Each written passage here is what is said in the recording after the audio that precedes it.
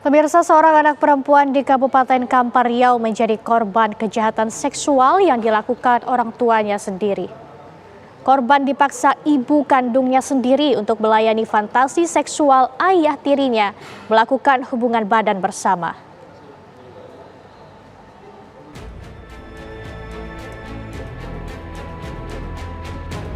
Sepasang suami istri di Kabupaten Kampar Riau melakukan kejahatan seksual terhadap anak perempuannya sendiri yang masih di bawah umur. Korban dipaksa menuruti kemauan sang ibu untuk melayani fantasi dan hasrat seksual sang ayah tiri untuk melakukan hubungan badan bertiga. Kasus ini diungkap Polres Kampar usai mendapat informasi warga yang curiga akan perilaku keluarga tersebut. Ayah tiri korban berinisial P berusia 46 tahun adalah pelaku utama yang memiliki fantasi untuk melakukan hubungan badan bertiga dengan istri dan anak tirinya. Mirisnya, ibu kandung korban yang berinisial R berusia 49 tahun turut memaksa anaknya untuk menuruti hasrat bejat sang suami. Ibu korban mengaku takut suaminya berpindah ke lain hati jika keinginannya tidak dituruti. Diketahui aksi biadab pasangan suami istri ini sudah dilakukan sejak tahun 2014 saat korban masih berusia 12 tahun. Sekarang hingga korban sudah berumur 22 tahun dan memberanikan diri untuk menceritakan ke tantenya atau adik kandung dari ibunya.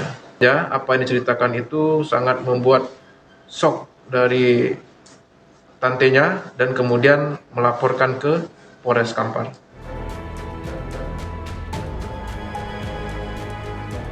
Pasangan suami istri ini kini sudah ditetapkan sebagai tersangka dan ditahan di Polres Kampar. Keduanya dijerat dengan pasal 81 dan 82 Undang-Undang Perlindungan Anak dan terancam hukuman penjara 15 tahun. Dari Kampar Riau, Muhammad Arifin, Fajar Ramadan, TV One mengabarkan.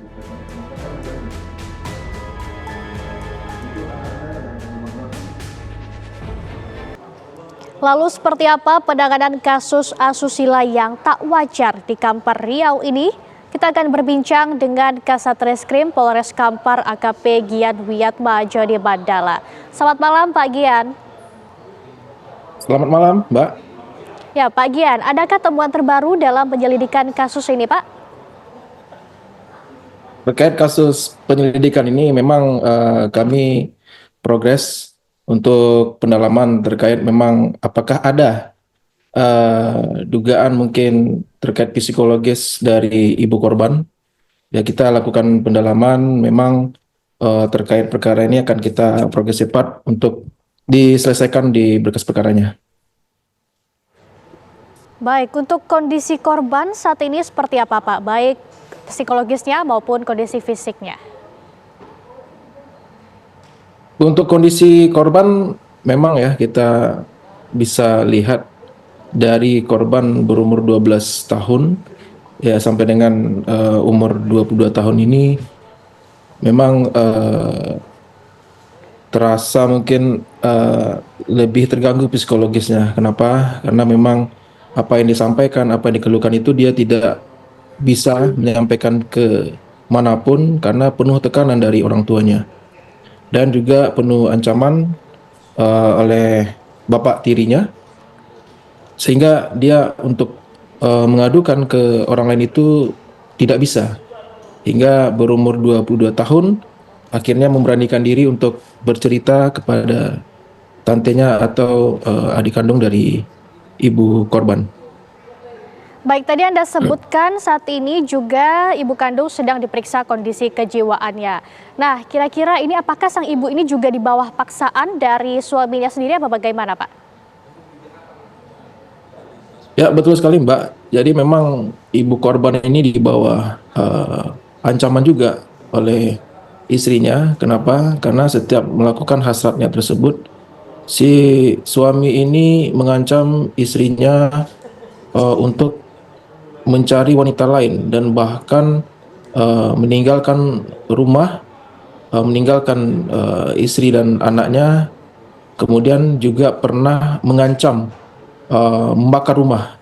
Jadi karena ancaman tersebut, eh, si istri ini tidak berani kemudian melakukan apa yang diminta oleh si suami tersebut. Baik, kemudian berdasarkan cerita dari korban ini sudah berapa kali korban dipaksa oleh kedua orang pelaku, Pak? Untuk berapa kalinya sudah cukup banyak, Mbak ya, sehingga korban tidak lagi bisa menghitung. Bisa dibayangkan saja dari umur korban 12 tahun atau diperkirakan korban masih SD hingga sekarang sampai 22 tahun lamanya. Artinya memang kalau untuk berapa kalinya itu sangat banyak sekali. Baik, Pak Gian, mengenai kelainan seksual ini, Pak, ini baru-baru ini kita juga dibuat heboh dengan adanya grup yang bernama Fantasi Seksual. Nah, menurut Anda, apa yang sebaiknya dilakukan untuk memusnahkan kejahatan seksual semacam ini, Pak? Untuk memusnahkan terkait perilaku seks yang menyimpang ini, Mbak ya, saya rasa mungkin dibutuhkan semacam sosialisasi mungkin atau lebih dikuatkan kepada pendalaman agama. Kenapa? Karena ya mungkin mereka yang di sana kurang paham agama dan juga kurang mendapatkan pendidikan seks sehingga menganggap seperti itu hal yang biasa. Saya rasa mungkin di kita bisa melakukan sosialisasi ya, terutama di Polres Kampar, juga berkoordinasi dengan stakeholder seperti di Pemda, mungkin di Pemda Kampar, dan bersama-sama turun ke lapangan.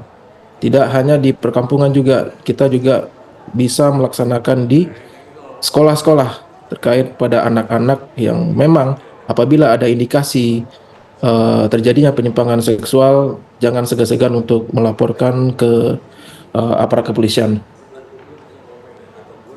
Baik, kemudian apa yang akhirnya membuat korban ini berani untuk bercerita kepada tantenya? Apakah sebelumnya tidak ada ancaman untuk korban dari kedua orang tua dia sendiri, Pak? Kalau untuk ancaman, Mbak, memang korban ini diancam oleh ayah tirinya, ya. Ancamannya berupa ayah tirinya ini mengancam pada saat korban ini sekolah, dia tidak akan membiayai sekolahnya. Kemudian dia juga mengancam akan meninggalkan ibunya dan mencari wanita lain di luar sana. Artinya dengan ancaman tersebut, korban mengikuti apa yang diinginkan oleh bapaknya sehingga dirasa cukup dewasa, 22 tahun umur korban, dan memberanikan diri untuk melaporkan ke keluarganya, yaitu tante korban. Baik, tentunya kita berharap semoga kejadian serupa tidak lagi berulang di daerah lainnya di Indonesia. Terima kasih atas laporan Anda, Pak Gian. Selamat malam, selamat beraktivitas kembali.